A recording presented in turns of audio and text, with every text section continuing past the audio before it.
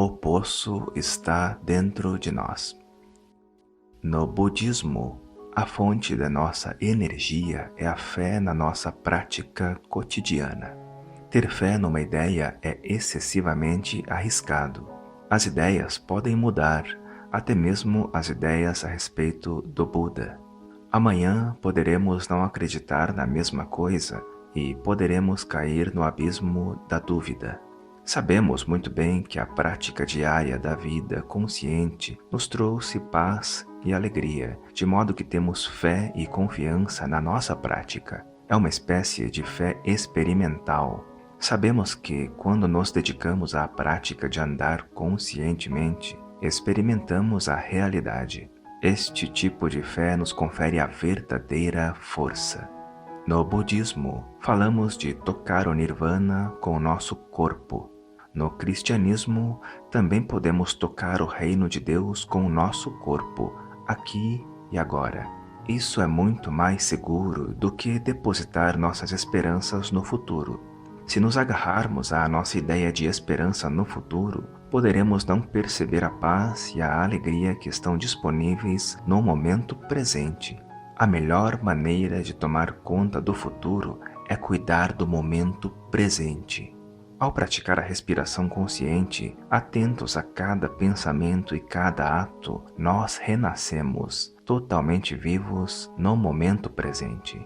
Não precisamos abandonar totalmente nossas esperanças, mas se não canalizarmos nossas energias para tomar consciência do que está acontecendo no momento presente, correremos o risco de não descobrir a paz e a felicidade que estão disponíveis agora.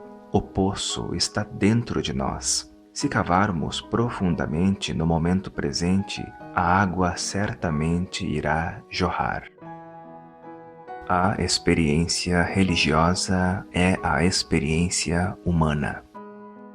Observei que os cristãos e os budistas, que sempre viveram uma vida contemplativa profunda, se expressam de uma maneira mais não dualista e não dogmática. Os místicos cristãos e os mestres zen nunca parecem especulativos ou intelectuais. Não seria difícil entender um diálogo entre um místico cristão e um mestre zen. Suas mentes especulativas dão lugar a um espírito não discursivo.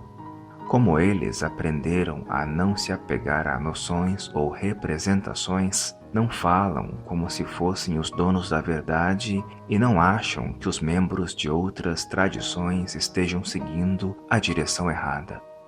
A experiência religiosa é inevitavelmente uma experiência humana.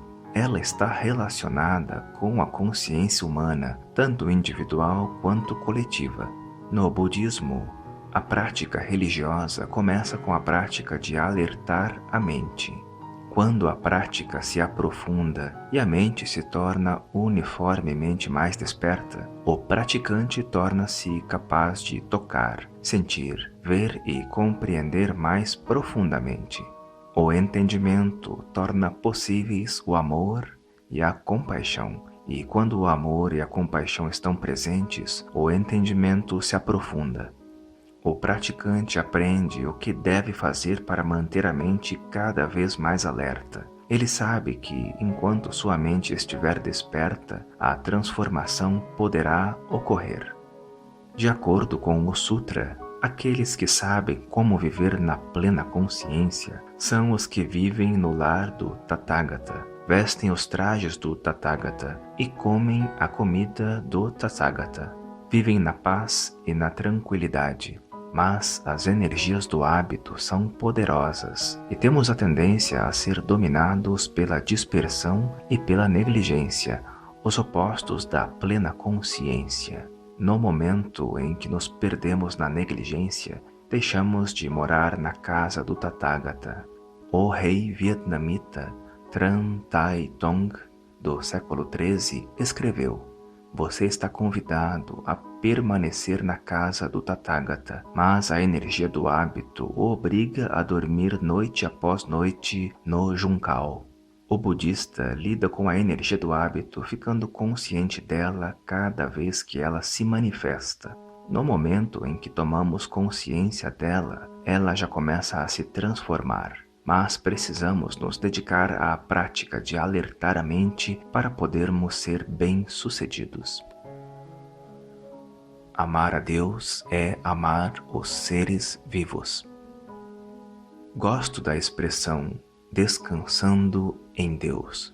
Quando você reza com todo o seu coração, o Espírito Santo está em você e, se prosseguir a oração, ele aí continuará. Você não precisa fazer nada além disso. Enquanto o Espírito Santo está presente, tudo está perfeito. Você descansa em Deus e Deus trabalha em você. Para que a transformação ocorra, você só precisa permitir que o Espírito Santo permaneça em você. O Espírito Santo é a energia de Deus que resplandece e ele lhe mostra o caminho. Você consegue ver profundamente as coisas e compreender e amar profundamente. Quando praticado dessa maneira, o Pai Nosso pode produzir uma verdadeira transformação. Pai nosso, que estais no céu, santificado seja vosso nome. Venha a nós o vosso reino, seja feita a vossa vontade, assim na terra como no céu. Para um budista, isso significaria entrar em contato com a dimensão suprema e compreender que a dimensão suprema e a histórica são uma só. É como a onda que entra em contato com a água, que é sua própria natureza. Este contato elimina o medo, a raiva, a ansiedade e o anseio. O céu e a terra tornam-se um só. O pão nosso de cada dia nos dai hoje. Perdoai as nossas ofensas, assim como nós perdoamos a quem nos tenha ofendido. Não nos deixeis cair em tentação, mas livrai-nos do mal. O Pai Nosso nos mostra que amar a Deus é amar os seres humanos que vemos e com quem entramos em contato na nossa vida cotidiana. Se pudermos amá-los, poderemos amar a Deus. Vazio de quê? A plena consciência, a capacidade de estar presente, de vivenciar profundamente tudo o que acontece no momento presente, eis o início da iluminação. O mesmo é verdade a respeito do Espírito Santo. Os budistas dizem que todo o mundo tem a semente da plena consciência no nível mais profundo da consciência e que a prática ajuda essa semente a se manifestar. Esta semente da plena consciência é a presença do Buda em nós, chamada natureza do Buda, Buddhata, a natureza da iluminação. Os cristãos dizem que Deus está no coração de todos. O Espírito Santo pode ser descrito como presente no nosso coração na forma de uma semente. Cada vez que oramos ou invocamos o nome do Senhor, essa semente se manifesta como a energia de Deus. O reino de Deus encontra-se em nós como uma semente de mostarda. Se não podemos aceitar essa ideia, por que dizemos que Deus está dentro de nós? Quando a luz se acende, começamos a enxergar mais profundamente as coisas dentro de nós e à nossa volta. De acordo com os ensinamentos do budismo, é importante examinar as coisas profundamente e descobrir sua natureza de impermanência, anitya, e de não-eu, anatman. A impermanência e o não-eu não são negativos. São as portas que abrem para a verdadeira natureza da realidade. Não são as causas da nossa dor. É nossa ilusão o que nos faz sofrer. Sofremos ao encarar algo que é impermanente como permanente, ao nos agarrarmos a algo sem eu como possuidor de um eu.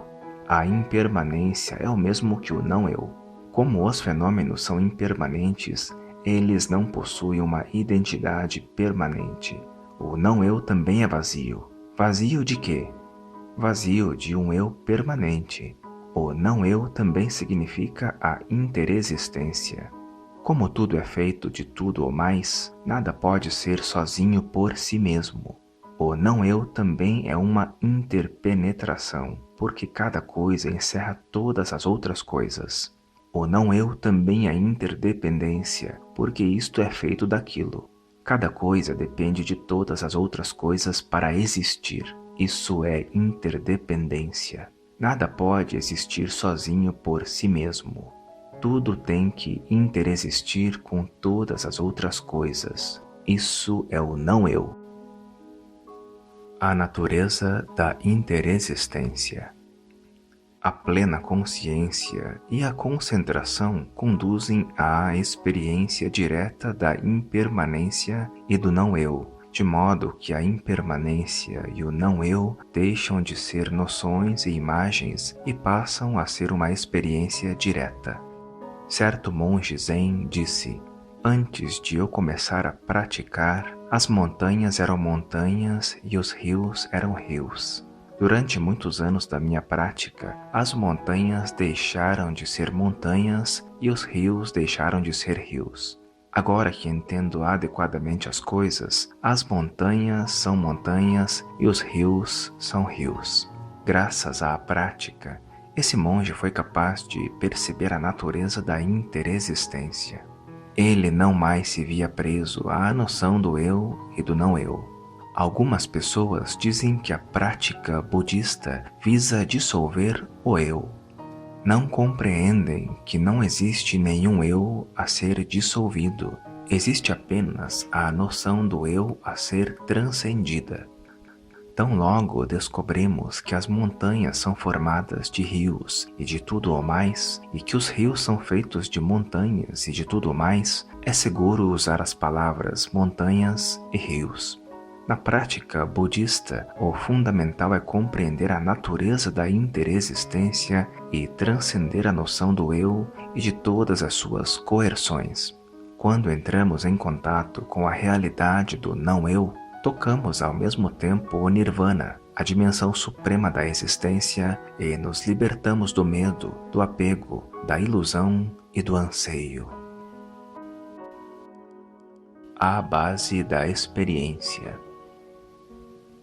É preciso morrer para renascer.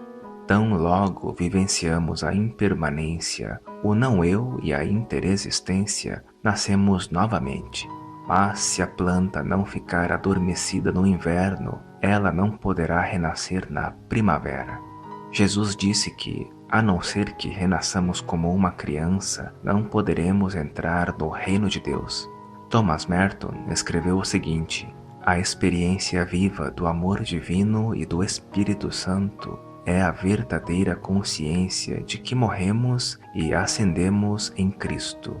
É uma experiência de renovação mística, uma transformação interior ocasionada totalmente pelo poder do amor misericordioso de Deus, que implica a morte do ego egocêntrico e autossuficiente e o surgimento de um eu novo e liberado que vive e age no espírito.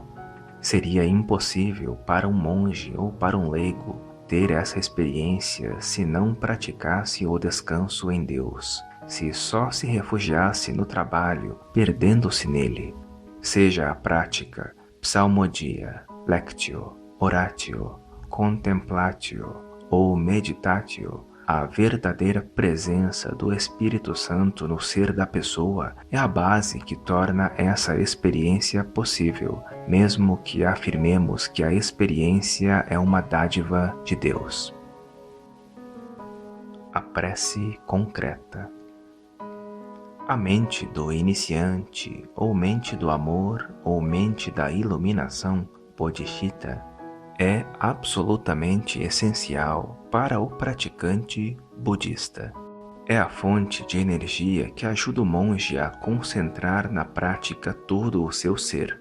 A carreira do praticante é a carreira da iluminação.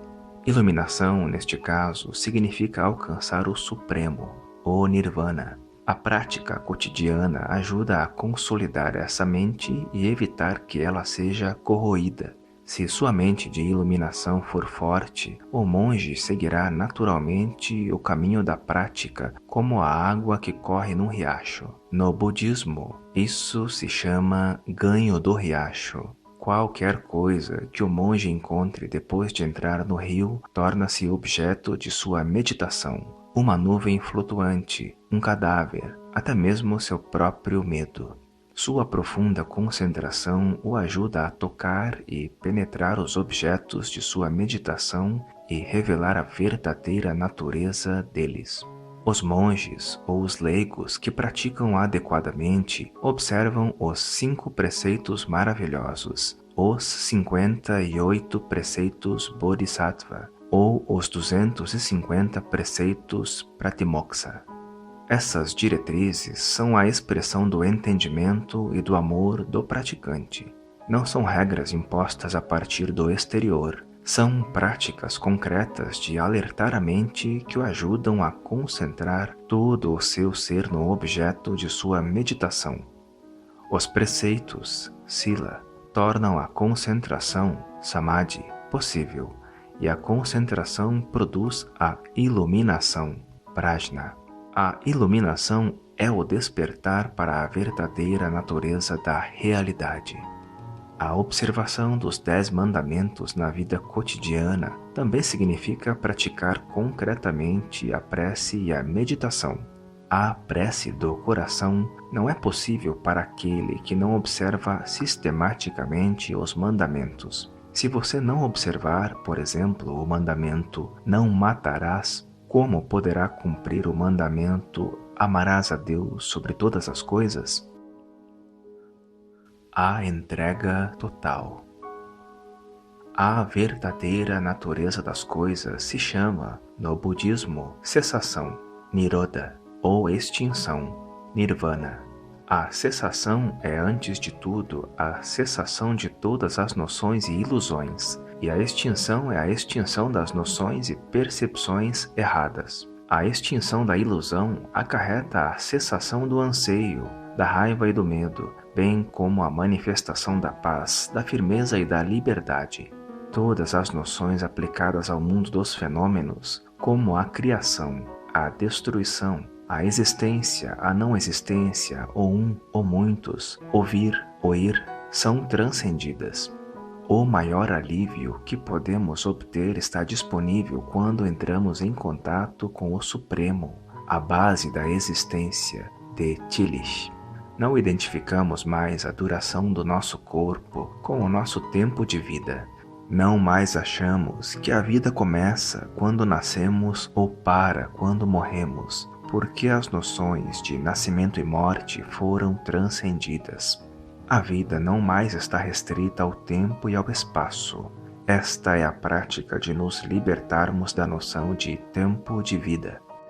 Entrar em contato com o Nirvana, tocar a dimensão suprema, significa nos entregarmos total e incondicionalmente a Deus. Quando a onda sabe que a base da sua existência é a água, ela supera todo medo e sofrimento. No momento em que o monge entrega todo o seu ser a Deus como a base da existência, todos os seus temores desaparecem. Ouçam as palavras de Thomas Merton.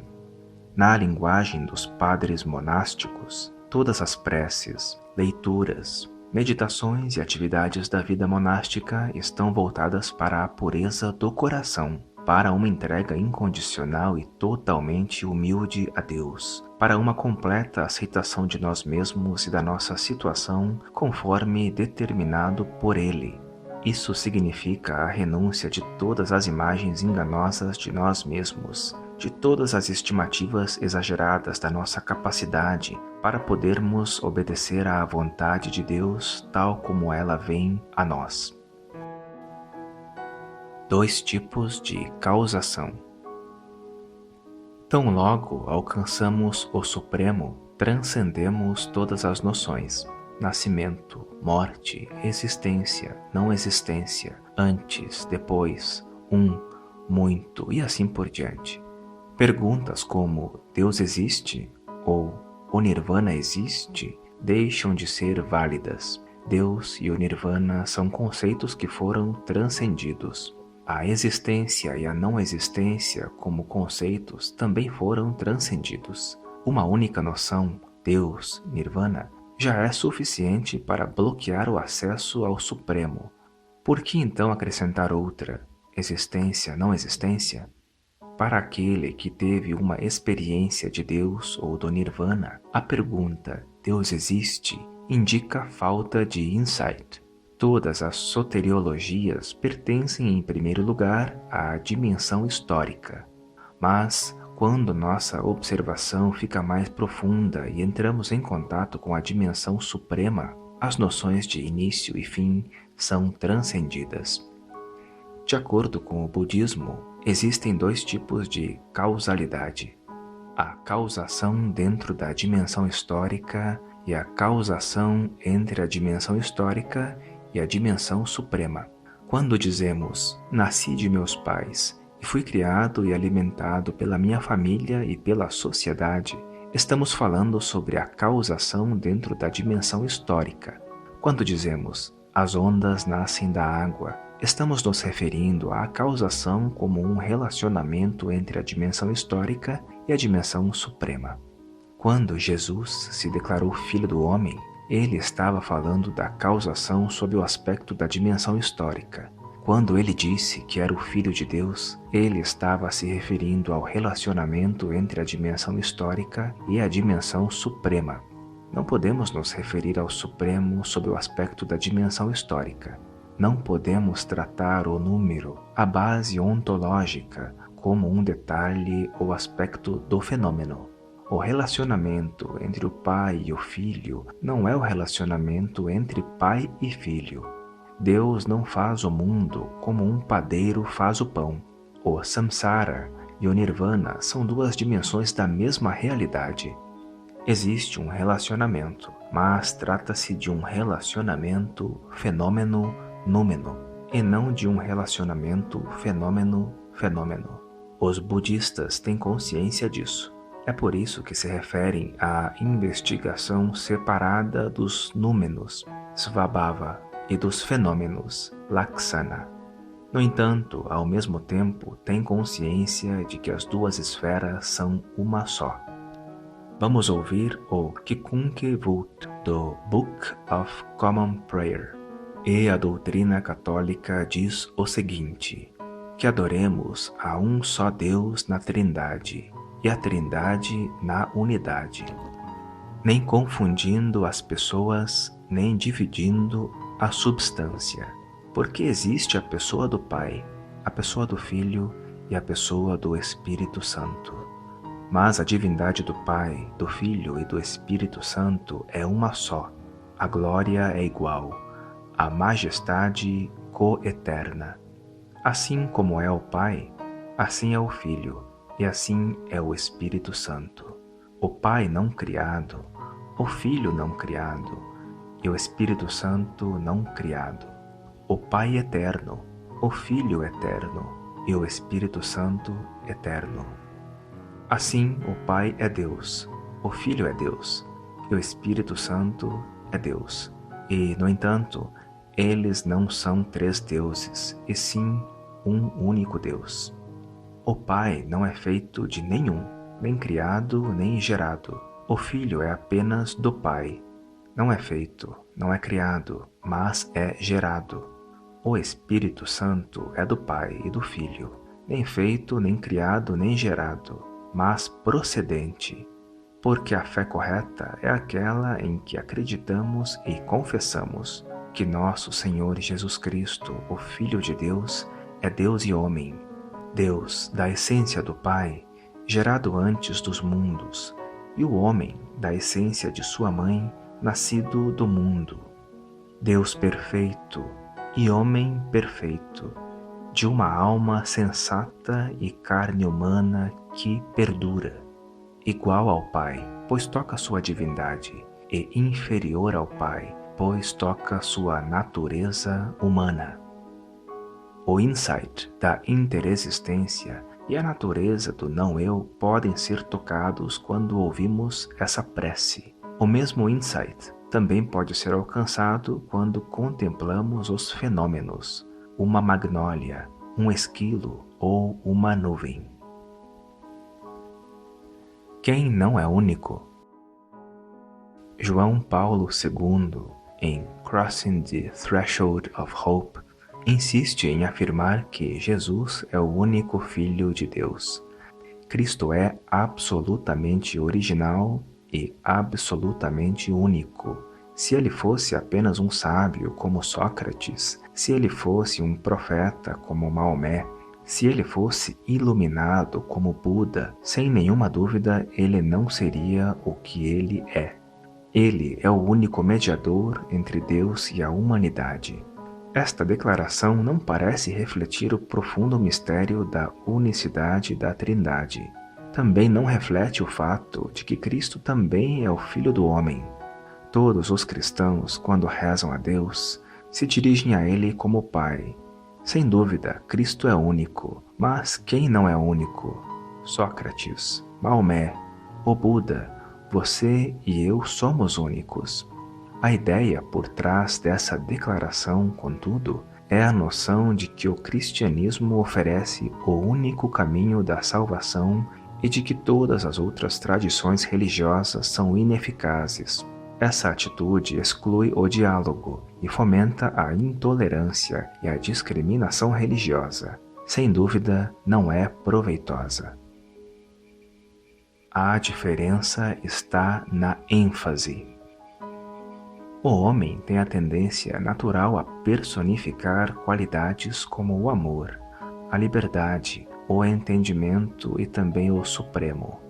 No budismo, a perfeição da sabedoria, Prajna Paramita, é descrita como a mãe de todos os Budas, e os budistas indianos efetivamente a representavam na forma de um ser feminino. O ensinamento do Buda, o Dharma, também é representado como um corpo, o Dharmakaya. Os budistas fazem oferendas tanto ao Buda histórico quanto ao Dharmakaya, mas sabem que o Dharmakaya não é uma pessoa no sentido dos 5 agregados, a forma, os sentimentos, as percepções, os estados mentais e a consciência. Ele é como a liberdade personificada por uma deusa. A liberdade não é um corpo formado pelos 5 agregados. O princípio supremo pode ser representado por uma pessoa, mas esse princípio supremo não pode ser simplesmente a reunião desses 5 agregados. O verdadeiro corpo de Jesus é seu ensinamento. A única maneira de entrar em contato com ele é praticando seu ensinamento. O ensinamento de Jesus é seu corpo vivo, e esse corpo vivo de Cristo se manifesta sempre que seu ensinamento é praticado. Os budistas e os cristãos desejam, através do diálogo, reconhecer as semelhanças e as diferenças entre suas tradições. É bom que uma laranja seja uma laranja e uma manga. A cor, o cheiro e o sabor são diferentes, mas quando fazemos um exame mais profundo, percebemos que ambas são frutas autênticas. Quando examinamos ainda mais profundamente, podemos ver em ambas os raios do sol, a chuva, os minerais e a terra. Apenas suas manifestações são diferentes. A autêntica experiência faz da religião uma verdadeira tradição. A experiência religiosa é, acima de tudo, uma experiência humana. Se as religiões são autênticas, contêm os mesmos elementos: estabilidade, alegria, paz, entendimento e amor. As semelhanças, bem como as diferenças, estão presentes. Elas diferem apenas no aspecto da ênfase. A glicose e o ácido estão presentes em todas as frutas, porém em graus diferentes. Não podemos dizer que uma delas seja uma verdadeira fruta e a outra não. O verdadeiro diálogo gera a tolerância. A ausência da verdadeira experiência gera a intolerância e a falta de entendimento. As religiões organizadas, por conseguinte, precisam criar condições favoráveis para que a verdadeira prática e a verdadeira experiência floresçam. As autênticas práticas ecumênicas ajudam diferentes escolas dentro de uma mesma tradição a aprender umas com as outras e a restaurar os melhores aspectos da tradição que possam ter se desgastado. Isso se aplica tanto ao budismo quanto ao cristianismo. Todas as escolas do budismo estão presentes hoje em dia no Ocidente, e através de sua interação, um aprendizado mútuo está tendo lugar, fazendo com que os elementos que tenham sido perdidos numa tradição possam ser reavivados por outra. A Igreja Católica Romana, a Igreja Ortodoxa Oriental e as igrejas protestantes poderiam fazer a mesma coisa. E é possível ir ainda mais longe. As diferentes tradições religiosas podem envolver-se num diálogo, demonstrando assim um verdadeiro espírito ecumênico. O diálogo poderá ser proveitoso e enriquecedor se ambos os lados estiverem verdadeiramente abertos. Se realmente acreditarem que existem elementos valiosos na tradição do outro e que podem aprender um com o outro, também redescobrirão muitos aspectos valiosos da sua própria tradição através de cada encontro. A paz será uma bela flor a florescer nesse campo de prática. O verdadeiro diálogo nos torna mais flexíveis, tolerantes e compreensivos. Tanto os budistas quanto os cristãos gostam de compartilhar sua sabedoria e experiência. Esse intercâmbio é importante e deve ser estimulado. Mas compartilhar não significa querer que os outros abandonem suas raízes espirituais e abracem nossa fé. Isso seria cruel. As pessoas só são estáveis e felizes quando estão firmemente radicadas em sua tradição e sua cultura. Arrancar suas raízes as faria sofrer. Já existe um número suficiente de pessoas arrancadas de suas tradições, e elas sofrem enormemente, vagando como fantasmas famintos, procurando algo que satisfaça suas necessidades espirituais. Precisamos ajudá-las a retornar à sua tradição. Cada tradição precisa primeiro estabelecer um diálogo com o seu próprio povo, especialmente com os jovens que estão perdidos e alienados. No decorrer dos últimos 15 anos, enquanto eu distribuía o Dharma do Buda no Ocidente, sempre insisti com meus amigos ocidentais para que voltassem às suas tradições e redescobrissem os valores que elas encerram, valores que eles não haviam conseguido tocar antes. A prática da meditação budista pode ajudá-los nesse sentido, e muitos tiveram sucesso. O budismo é formado de elementos não budistas. O budismo não possui um eu separado. Quando somos cristãos verdadeiramente felizes, também somos budistas e vice-versa. Nós, vietnamitas, aprendemos essas lições a partir do nosso sofrimento. Quando os missionários cristãos foram para o Vietnã há centenas de anos, instaram-nos a abandonar o culto de adoração ancestral e nossa tradição budista. Mais tarde, quando se ofereceram para nos ajudar nos campos de refugiados da Tailândia e de Hong Kong, também insistiram para que abandonássemos nossas raízes. A boa vontade de ajudar e de nos salvar estava presente, mas o entendimento correto estava ausente. As pessoas não podem ser felizes sem suas raízes. Podemos enriquecer a vida espiritual uns dos outros, mas não há necessidade de alienar as pessoas de seus antepassados e de seus valores. Essa situação exige mais entendimento. As autoridades da Igreja precisam esforçar-se para compreender o sofrimento do seu próprio povo. A ausência do entendimento gera a falta de tolerância e de verdadeiro amor, o que resulta na alienação das pessoas da Igreja. O verdadeiro entendimento decorre da verdadeira prática. O entendimento e o amor são valores que transcendem todo dogma.